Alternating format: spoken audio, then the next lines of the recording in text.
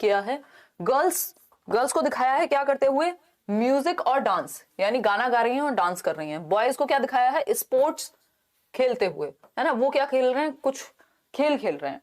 ये क्या रिफ्लेक्ट करता है, ये सिंपली जेंडर स्टीरियोटाइपिंग को या जेंडर बायसनेस को रिफ्लेक्ट करता है। लिंग पूर्वाग्रह है, पूर्वाग्रह अगर वहां लिखा है तो यहाँ स्टीरियोटाइप होगा, अगर बायस भी है तब भी कोई दिक्कत नहीं है, क्योंकि बाकी ऑप्शंस में ऐसा नहीं होगा कि स्टीरियोटाइप अलग लिखा होगा बायस अलग लिखा होगा।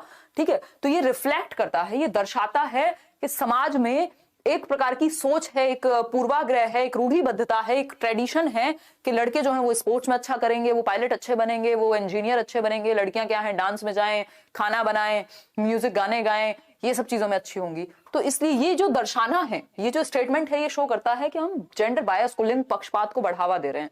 ठीक, क्योंकि जो हम दिखाते रहेंगे बार बार वो दिमाग में बैठ जाएगा। फिर है B option, would challenge. Challenge कहां हो रहा है इसमें, तो प्रमोट हो रहे हैं स्टीरियोटाइप। ठीक है, तो ये तो गलत हो गई। इंडिकेट प्रोग्रेसिव अप्रोच कहां है, ये बढ़ती हुई सोच थोड़ी है, ये तो पीछे खींचती हुई सोच है कि जेंडर के आधार पे हमने काम को बांट दिया, जबकि काम कोई भी कर सकता है कुछ भी। Pragmatic approach to foster innate ability, ऐसा कुछ नहीं है कि आंतरिक क्षमताओं को बढ़ावा देने के लिए आप ऐसा कुछ कर रहे हैं, अगर ऐसा होता तो अलग अलग नहीं बांटा जाता। क्वेश्चन नंबर 2 देखिए, क्वेश्चन नंबर 2 है theory of multiple intelligence given by, ये बहुबुद्धि का सिद्धांत जो है वो किसने दिया है, theory of multiple intelligence Gardner ने दिया। बहुत बड़े रवैया, सब्सक्राइब कर दीजिएगा। Class 3rd book contains cartoons and stories, तीसरी कक्षा की किताब है जिसमें कार्टून और कहानियां हैं। ये क्या दर्शाते हैं बताइए एक बार। मेक कंटेंट इंटरेस्टिंग यानी सामग्री को रोचक बनाते हैं, डिस्ट्रैक्ट द लर्निंग यानी सीखने से ध्यान भटकाते हैं, क्रिएट अननेसेसरी कंफ्यूजन या फिर लीड टू बोर्डम, ना तो ये बोर करते हैं ना ये अननेसेसरी कंफ्यूजन क्रिएट करेंगे। कार्टून और स्टोरीज तो इंटरेस्ट क्रिएट करेंगे, रुचि पैदा करेंगे बच्चे की, डिस्ट्रैक्ट थोड़ी कर रहे हैं। ठीक, तो क्योंकि छोटी क्लास है ना, छोटी क्लास में तो बच्चे को चाहिए थोड़ी चमक चांदनी बुक हो, ठीक है, रोचक हो किताब आपकी, जिसमें इंटरेस्ट आए, उसका कुछ पिक्चर्स हो, कुछ कहानियां हो, कुछ कार्टून हो, इस तरह की चीजें हो। ठीक, तो ए option is the right answer.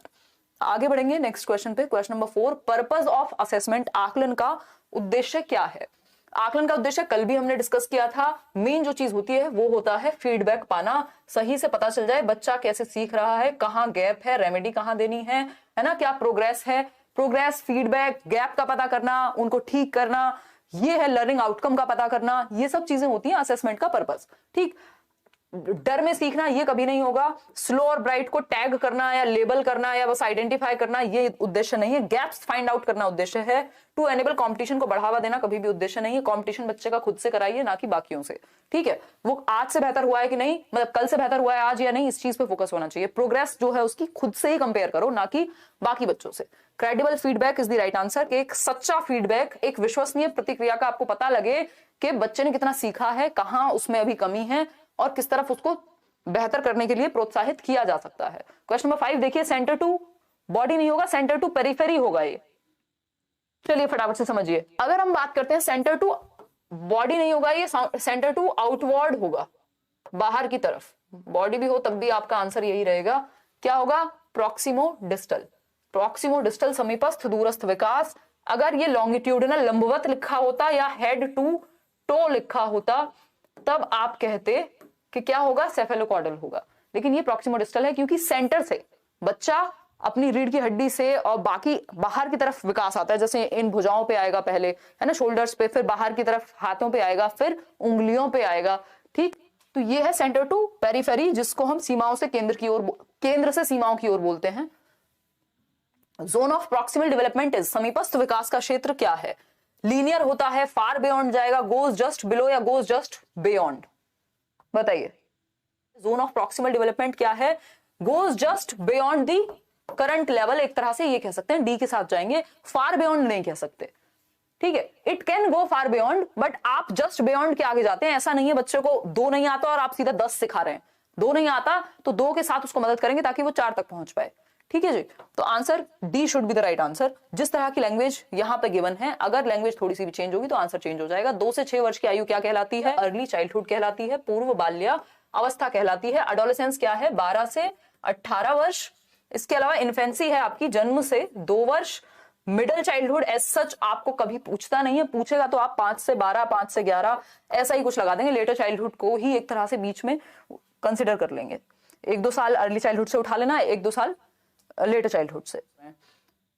पियाजे conservation problem, पियाजे का जो संरक्षण वाली समस्या है उसमें क्या क्या आ जाता है ये पूछा है। Compensation, classification. क्लासिफिकेशन ये आपका कॉन्क्रीट ऑपरेशनल में आता है, लेकिन कंजर्वेशन से क्लासिफिकेशन का एज सच बहुत ज्यादा नाता है नहीं।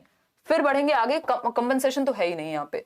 ट्रांजिटिव इन्फेरेंस, ट्रांजिटिव इन्फेरेंस क्या होता है भाई, ए बड़ा है बी से, बी बड़ा है सी से, तो A is taller than B and C, simple बात है ना। तो ये ट्रांजिटिव रीजनिंग होती है एक तरह की। तो यहाँ पे कंजर्वेशन में ऐसा थोड़ी होता है, कंजर्वेशन में तो क्वांटिटी, शेप, साइज की बात होती है। तो ट्रांजिटिव इन्फेरेंस एंड सीरिएशन जी नहीं।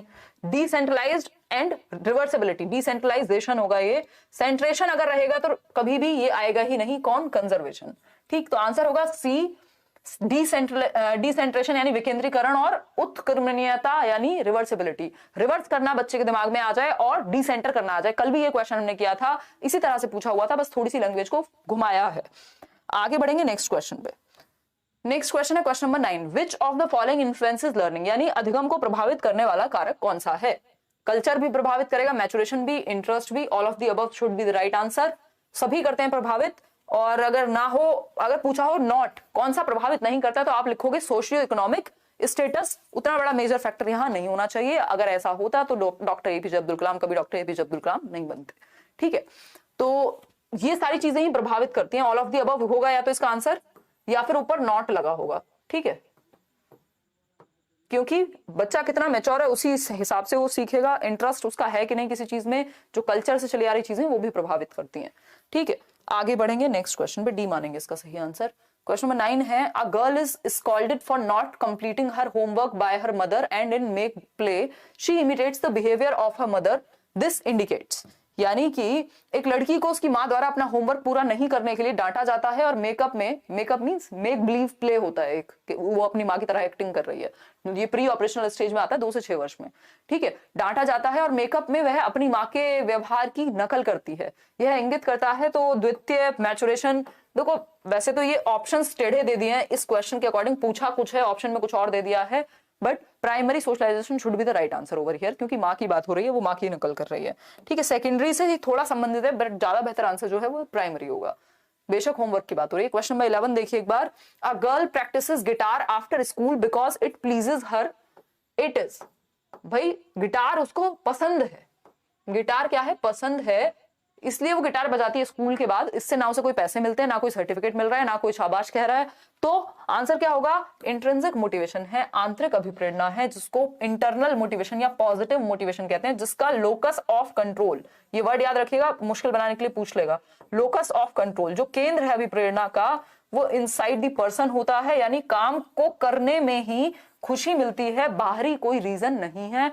लोकस ऑफ कंट्रोल इंटरनल है, आंतरिक है, क्योंकि वो काम करना पसंद है, सीखना पसंद है, इसलिए सीख रहे हो, तो इंटरनल मोटिवेशन है, क्योंकि रीजन बाहर नहीं मिलेगा इसमें आपको। अब गिटार बजाने का रीजन यहाँ बाहर है ही नहीं कि कोई नंबर मिल रहे हैं, कोई सर्टिफिकेट मिलेगा, कोई प्रेज करेगा, कुछ नहीं है, बाहर है ही नहीं रीजन, बच्चे में खुद में है, यानी इंटरनल है ये। फिजियोलॉजिकल नीड थोड़ी है कि भूखा है और खाना मिल जाएगा इसलिए गिटार बजा रही है, ऐसा कुछ तो लिखा नहीं है, अगर ऐसा होता तो हम मान लेते। स्पीड में थोड़ी तेजी रख रही हूँ ताकि आप सुबह अगर उठ के देखेंगे तो आपका समय कम से कम नष्ट हो।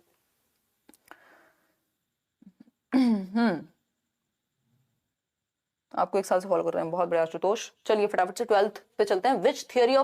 विच theory was propounded that development is a life long process, यानी कौन सा एक सिद्धांत कहेगा कि जो विकास है वो एक जीवन पर्यंत चलने वाली प्रक्रिया है। तो सिंपल है, प्रिंसिपल ऑफ कॉन्टिन्यूटी को ढूंढ लीजिए, निरंतरता का सिद्धांत है, आसान है। इसमें क्या है, इंटीग्रेशन होता है कि आपके सारे जो डेवलपमेंट के प्रकार हैं एक साथ मिलकर इस तरह से काम करते हैं, सिंगल होकर, जैसे आप साइकिल चलाते हैं तो आप देख भी रहे हैं, आपके पैर भी काम कर रहे हैं, आप बैलेंस भी बनाए हुए हैं, ये इंटीग्रेशन है। सिमेट्री जैसा हम कभी कुछ पढ़ते नहीं है, ये यूनिफॉर्मिटी होगा, सिमेट्री नहीं होगा। यूनिफॉर्मिटी होता है कि पूरी दुनिया में जो स्टेजेस हैं वो सेम रहती हैं। अमेरिका का बच्चा भी अर्ली चाइल्डहुड में ही होगा 2 से 6 वर्ष में, भारत का भी, बाकी की कंट्रीज का भी। प्रिंसिपल ऑफ इंटरेक्शन नहीं होगा, अंतःक्रियात्मक होगा, ये हेरिडिटी एंड एनवायरमेंट से संबंधित होगा कुछ। ठीक, आगे बढ़ते हैं। तो इसमें सिर्फ डी ही सही है, प्रिंसिपल ऑफ कॉन्टिन्यूटी, यानी विकास वूम्ब टू टूम्ब जाता है, गर्भ से कब्र तक जाएगा, जीवन पर्यंत चलेगा, कभी भी रुकेगा नहीं, तो D option is the right answer. आगे बढ़ेंगे क्वेश्चन नंबर 13 पर। Which behaviour of the student to a teacher would indicate that she is visually impaired, यानी किसी बच्चे के किस व्यवहार से, या क्या व्यवहार बच्चे का इंगित करेगा कि बच्चे को देखने में कोई समस्या है, विजुअली चैलेंज है, इम्पेयर्ड है। ठीक, तो फटाफट से पढ़ेंगे और तब पता लगाएंगे कि क्या क्या लक्षण हो सकते हैं एक विजुअली इंपेयर्ड बच्चे के। फटाफट से देखिए, लाइक शेयर भी करते रहो यार, कैसे भूल जाते हो आजकल लाइक शेयर करना। देखो एक बार, which behaviour of the student to a teacher would indicate that she is visually impaired. तो आप लोग अलग अलग आंसर्स दे रहे हैं इसको लेकर के। अगर मैं बात करती हूँ feeling challenge to read and blinking while reading, ये बात लगभग सही है, फिर भी बाकी ऑप्शन चेक करेंगे।